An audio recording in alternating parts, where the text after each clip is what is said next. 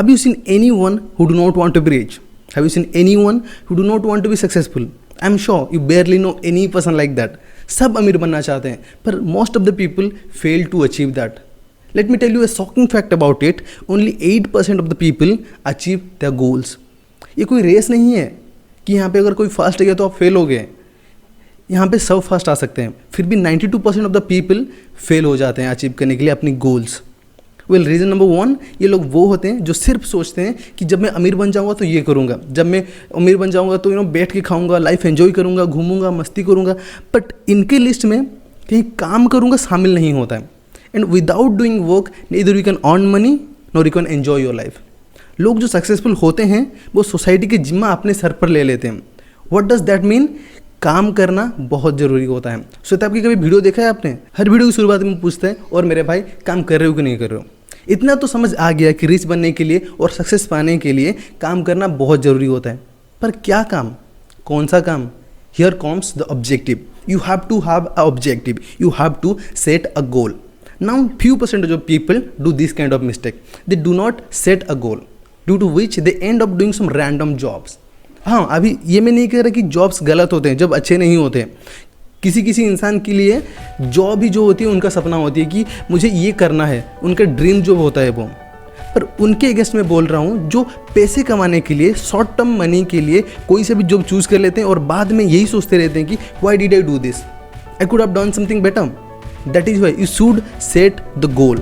Now, third kind of mistake what people do is they do not define their goal. अभी एक goal set करने में और define करने में बहुत ज़्यादा अंतर है. फॉर एग्जाम्पल, लोग ये तो तय कर लेते हैं कि मुझे एग्ज़ाम क्रैक करनी है, पर उस एग्ज़ाम को क्रैक करने के लिए आपको क्या पढ़ना होगा, आपकी सब्जेक्ट्स की सीक्वेंस क्या रहेंगी, किसको कितना टाइम देना होगा और कितनी बार आपको रिवीजन करनी होगी, कंप्लीट होने के बाद आपको कौन सा क्वेश्चन सब प्रिपेयर करना होगा, पूरा complete planning. I will make a complete video on this and I will let you know how to make it goal realistic and achievable. But for now you must know one thing, that if you cannot plan properly then you will definitely fail. Fourth kind of mistake that people do is excuses. This is the shittiest thing that people do. These are the people who always complains. They never take the complete responsibility of their life. पहले school college में blame करते हैं, फिर job में blame करते हैं, office को blame करते हैं, अपने बॉस को ब्लेम करते हैं. फिर अगर कंप्लीट गोल सेट भी कर लिया, प्लानिंग भी कर ली, तो फिर भी काम नहीं करते हैं बिकॉज दे से मेरे पास टाइम नहीं है, मेरे पास मनी नहीं है, मेरे पास रिसोर्सेस नहीं है, etcetera etcetera. If you are an employee who goes to office or if you are a student who goes to school or college, let's say you study for 12 complete hours, but still आपके पास 3-4 घंटे रोज़ दिन में बच जाएंगे आपके एक side hustle करने के लिए. अभी तुम कहोगे कि थक के आने के बाद काम कैसे करूँ, मन नहीं लगता, तो वही काम करो ना यार जो थक के आने के बाद भी अब काम करने में मज़ा आए. And I will tell you how to choose such kind of a काम or such kind of a work. At the end of this video, I will tell you Ikigai formula, जो कि एक जापानीज टेक्निक है. उस technique के माध्यम से मैं आपको ये सिखाने की कोशिश करूंगा कि कैसे एक गोल चूज़ किया जाता है और जिस गोल को आप लेके आप उसमें एंजॉय भी करोगे और आप उसमें पैसे भी कमाओगे. दोस्त, यही अंतर होता है उन 8% लोगों में और बाकी के 90% लोगों में.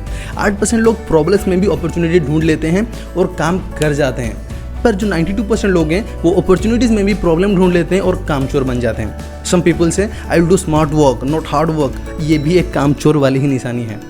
बिल गेट्स ने एक बार कहा था कि मैं हमेशा एक आलसी इंसान को हार्ड वर्क देना पसंद करता हूँ, डिफ़िकल्ट जॉब देना पसंद करता हूँ, क्योंकि कोई भी एक आलसी इंसान होता है वो जितनी चाहे वो डिफ़िकल्ट जॉब हो उसको आसानी से कैसे करते उसका एक मार्ग निकाल लेता है. पर अब टाइम धीरे धीरे चेंज हो रहा है. When I heard it for the first time from Sandeep Maheshwari, I was like wow, अपने को तो स्मार्ट वर्क ही करना है, हार्ड वर्क तो करना ही नहीं है. पर 6 साल बाद अब समझ आ रहा है कि अब अगर आप सिर्फ स्मार्ट वर्क कर रहे हो तो कहीं ना कहीं आप बीट हो जाओगे, क्योंकि लोग वहाँ पे सब स्मार्ट वर्क ही कर रहे हैं. तो अगर आपको सक्सेस करनी है तो आपको स्मार्टली हार्ड वर्क करना पड़ेगा. हार्ड वर्क तो किसी भी कीमत पर आपको करना ही पड़ेगा. और जो लोग ईदर ऑफ दिस टू करते हैं, इन दोनों में से कोई एक करते हैं, वो कभी भी बेस्ट नहीं बन पाते. वेल, अमीर बनना और सक्सेसफुल बनने में अंतर है. You may not be rich, पर अब अपने लाइफ में सक्सेसफुल आपको बनना पड़ेगा, आपको बनना चाहिए. रिच मतलब होता है कि आपके पास मनी हो, बहुत ज़्यादा पैसे हो, और सक्सेस मतलब होता है कि यू मीट योर ऑब्जेक्टिव. आप एक गोल सेट किया, उस गोल को मीट कर देना ही होता है सक्सेस. चाहे आप मोची बनो, चाहे आप बार्बर बनो, चाहे आप टेलर बनो, पर बेस्ट बनो उस चीज़ में. संदीप माहेश्वरी जी ने एक बार कहा था कि एक रिक्शे वाला कभी सक्सेसफुल बन नहीं पाता, पर let me tell you one thing कि रिक्शे वाला भी सक्सेसफुल बन सकता है अगर उसका ऑब्जेक्टिव रिक्शा चलाना होगा तो। If he wants to be the best rickshaw wala in that place, then he will definitely be successful. They do not succeed just because they work for money. And I'm not even saying कि he's doing something wrong. He's doing as per his knowledge and belief. And I will not even say कि he's doing as per his capabilities. क्योंकि एक रिक्शे वाले की भी capability दुनिया change करने की हो सकती है. But earning money from a rickshaw is maybe a poor method. That is why they are not successful. Now I will tell you how to find a goal. This theory is called Ikigai. ये एक Japanese technique है अपनी life की purpose ढूंढने के लिए. Now let's hop into it and understand what is Ikigai. Ikigai का meaning होता है कि a reason for being. इस थ्योरी के हिसाब से 4 चीज़ें होती हैं जो हम जनरली करते हैं.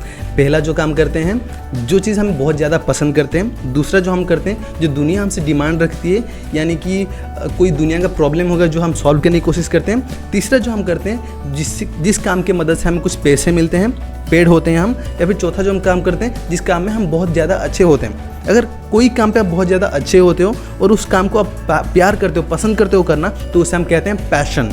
पर अगर कोई काम को आप बहुत ज़्यादा प्यार करते हो, पसंद करते हो करना, और वो चीज़ दुनिया की कोई प्रॉब्लम को सोल्व करती है, तो उसे हम कहते हैं मिशन. अगर कोई आप दुनिया की प्रॉब्लम सॉल्व करते हो और उससे आप पेड भी होते हो, उससे आप पैसे भी मिलते हैं, तो उसे हम कहते हैं वोकेशन, यानी कोई बिजनेस टाइप समथिंग. या फिर आप कुछ ऐसे काम करते हो जिससे कि दुनिया आपको पेमेंट भी करती है और साथ में वो उस चीज़ पे आप बहुत ज़्यादा अच्छे हो, तो उसे हम कहते हैं प्रोफेशन. पर अगर आप कोई ऐसा काम करते हो जिसमें पैशन और प्रोफेशन मिला हुआ है, तो आप बहुत ज़्यादा अच्छा फील करते हो. आप जो काम करते हो आप उसको पसंद करते हो और उसके लिए आपको पैसे भी मिलते हैं. पर कहीं ना कहीं आप अपने अंदर की एक चीज़ मिटा नहीं पाते हो कि कहीं ना कहीं मैं दुनिया की कुछ मदद नहीं कर पा रहा हूँ. पर अगर आप कोई ऐसा काम करते हो जिसमें पैशन और मिशन इन्वॉल्व है, तो आप कहीं ना कहीं बहुत अच्छा फील करते हो, क्योंकि आप दुनिया के लिए कुछ कर रहे हो, आप अपने लिए कुछ कर रहे हो और उस काम को आप बहुत ज़्यादा पसंद करते हो. पर उसमें प्रॉब्लम ये है कि आपके पास उतना पैसा नहीं होता है, आपको उतना पैसे मिलते नहीं हैं. पर अगर आप कोई ऐसा काम करते हो जो आपका मिशन है और साथ में आप उसके बिजनेस भी कर रहे हो, वोकेशन भी कर रहे हो, तो कहीं ना कहीं उस काम में बहुत ज़्यादा पैसे भी हैं, आप खुश भी रहते हो. पर प्रॉब्लम ये है कि उसमें थोड़ा सा अनसर्टेनिटी है, क्योंकि आप उस काम में अच्छे नहीं हो. पर अगर आप कोई ऐसा काम करते हो जिसमें प्रोफेशन और वोकेशन दोनों मिल जाते हैं, तो कहीं ना कहीं आपके पास पैसे बहुत ज़्यादा होते हैं और आप उसमें अच्छे भी होते हो और आप कहीं ना कहीं लोगों की मदद भी कर रहे हो. पर उस चीज़ में एक चीज़ जो खटकती है आपको, वो होती है सेल्फ सेटिस्फेक्शन, क्योंकि वो प्यार वाला चीज़ जो होती है ना, वो आपके पास नहीं होती है. तो इसीलिए आपको सोचना होगा ऐसा क्या चीज़ है जो करने में आपको मज़ा आता है, उसमें आप अच्छे भी हो, दुनिया की कोई नीड या फिर दुनिया की कोई प्रॉब्लम भी आप उसमें सॉल्व कर रहे हो और आपको आखिर में पैसे भी मिल रहे हैं. तो अगर आपने इकिगाई अपना ढूंढ लिया है, फाइंड आउट कर लिया है, तो आपके बहुत सारे प्रॉब्लम्स शुरू होने से पहले ही ख़त्म हो जाएंगे. जब आपने एक गोल डिसाइड कर ही लिया है, start doing ASAP as soon as possible, because ऐसे बहुत से लोग होंगे जो चीज़ आपके दिमाग में चल रही है उनके दिमाग में ही चल रही होगी. जैसे कि टिकटॉक की बात करूँ तो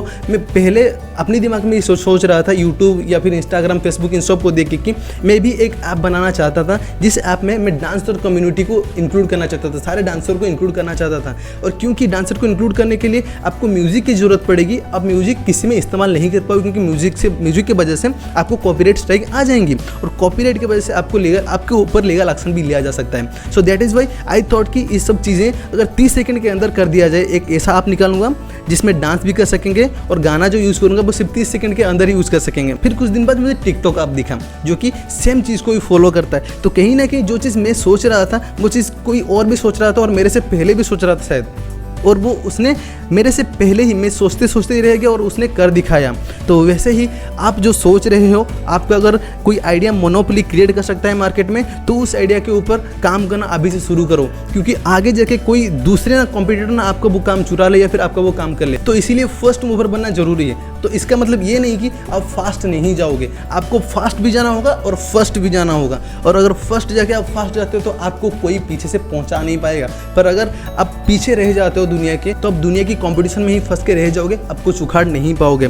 आगे की वीडियो जो मैं लाने वाला हूँ, उस वीडियो में मैं बताऊंगा प्लानिंग कैसे करते हैं और प्लानिंग फेल होने से क्या होता है, और प्लानिंग के ऊपर टोटल में डिस्कशन करूंगा और आपको एक क्लैरिटी दूंगा कि प्लानिंग कैसे किया जा सकता है और किस तरह से आप प्लानिंग करके आपकी गोल को अचीवेबल बना सकते हो.